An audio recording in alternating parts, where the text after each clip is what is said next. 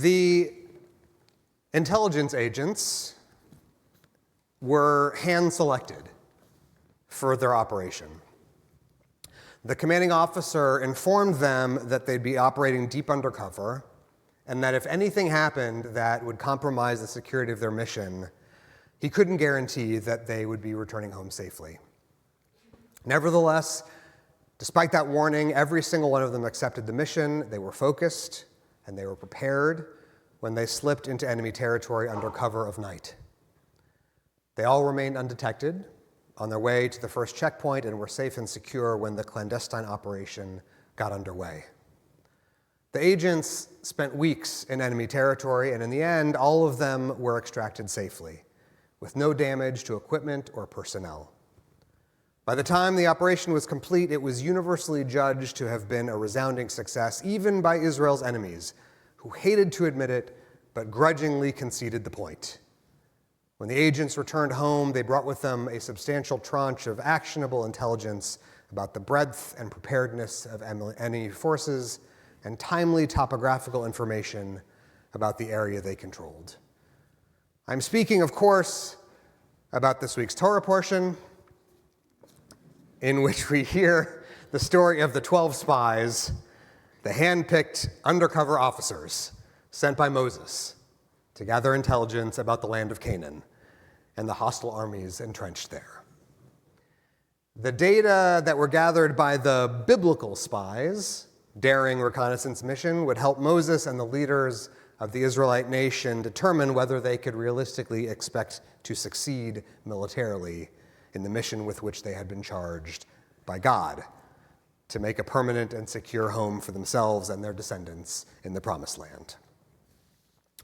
As I said, the Bible is careful to point out that, tactically speaking, the espionage operation was a resounding success.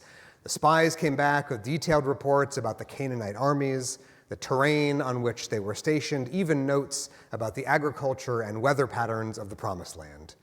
The spies confirmed everything they had been promised by God. It was indeed a land of milk and honey, whose richness and fertility promised years of stability and prosperity for Israel. But what's interesting is that in the spiritual tradition, those ancient spies are not seen as having been heroes at all. In fact, contrary to the stories we're hearing about today's daring undercover spies, those ancient reconnaissance agents are singled out for critique and condemnation by the rabbis, who emphasize that their tactical success shouldn't be confused for spiritual success. The rabbis insist that this mission was, in fact, a complete failure. And here's why.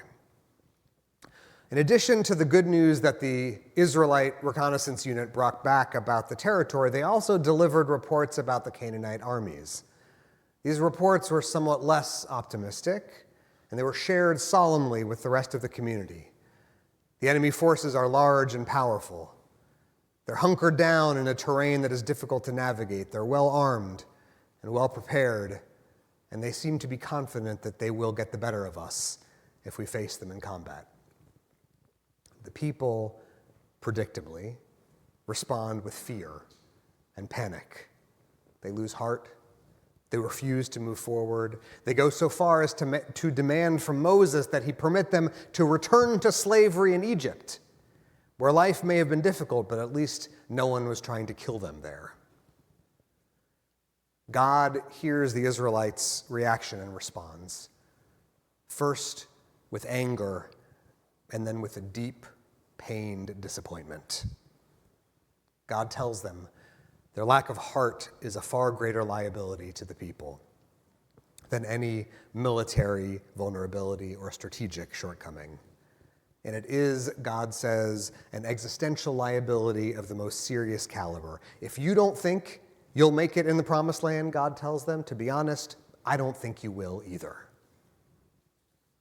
So God changes the plan. The Israelites are no longer going to march into the Promised Land, and neither will anyone else within the Israelite community who heard the reports the spies brought back with them. It will be 40 years, God decrees, before any of them are permitted to go back into Canaan. 1 year for every day the spies spent there. Even Moses won't be able to enter the promised land. Only his successor Joshua will be allowed to fulfill God's promise to the Jewish people. It's a harsh decree that God levies on the people, and its harshness is a clue to how seriously God takes the Israelites' spiritual failure. Their mistaken belief that they have only themselves and their own strength to rely on is an indicator of the chronic hopelessness that threatens to undermine the integrity of the whole community. Why are you so concerned about what the Canaanites think of you? God asks them. The Canaanites of all people. Why are you letting those guys distract you from your sacred task? The Hasidic master, Menachem Mendel of Kotsk, taught that God's punishment of a 40-year wandering was so severe because the spies preferred their own limited vision to the expansive breadth of God's promise, which is a grievous sin.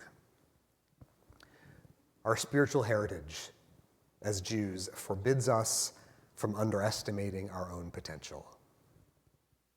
You thought this was a military mission, God tells them, but it was actually a spiritual one. You weren't being sent to gather intelligence about an enemy. I was sending you to assess your perspective and insight about who you are and what you are charged to do in the world. Yes, incomplete military intelligence can lead to the compromise of your tactical objectives, but flawed personal intelligence can have far greater consequences. Again and again and again, we are shown powerful evidence that we are more powerful than we believed. All of us. We have greater resources, more potential, deeper ability than we might see at first glance of ourselves in the mirror. The challenge God posed to our ancestors thousands of years ago is the same one facing us today. What in the world makes you think you're not powerful enough? Who's convinced you that the obstacles you have in front of you are bigger than the strength you have inside? Now, don't get me wrong, modesty is a Jewish value too. And every ego needs to maintain its own appropriate boundaries, and arrogance is not the same thing as confidence. But at the same time, we may not underestimate ourselves. By shrinking ourselves down, by withdrawing from our moral obligations in a broken world that needs us, we're failing to live up to the sacred expectations God has set for us. But when we embody our own strength with quiet, grounded confidence, we become vessels for holiness and power, to move with courage, to speak with conviction, even when we're afraid. We take our first steps toward the places of promise that are waiting for us. Joshua, the leader who ultimately merited the honor of bringing the Israelites into the promised land, was just as cautious and fearful as the 10 spies who spread their message of pessimism throughout the community. He had the same evidence in front of him, the same reasons to follow the voices of doubt and apprehension, but instead he took courage from God's charge to him. Chazak ve'ematz. Be strong, be resolute. Joshua's willingness to step forward faithfully into a place of uncertainty was what the people needed to believe in a new story for the future.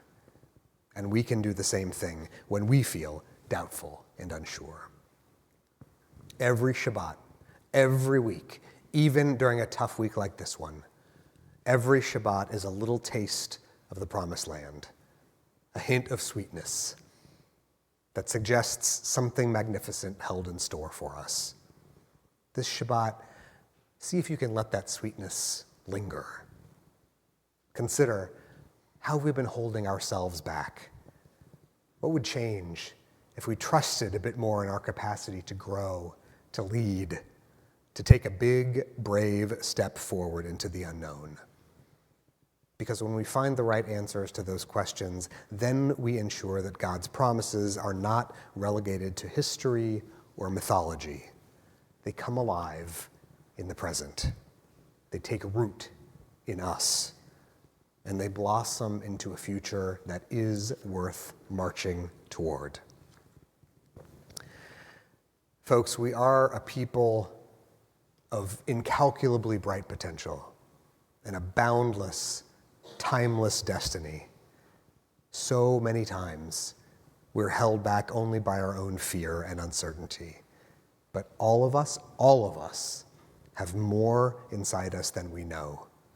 We're stronger, we're more resilient than we give ourselves credit for. That is the deep insight. That is the profound spiritual wisdom that is our birthright. And it is because of that, in pursuit of that wisdom and that goal, that we serve as, so to speak, elite intelligence officers, scouting out our destinations and working in service of something high and holy. Let us not abandon this mission, my friends. It is too important and too pressing, and the time is short. There is work before us. Let us be strong. Let us be resolute. Chazak ve'ematz. Shabbat shalom, everybody. Shabbat shalom.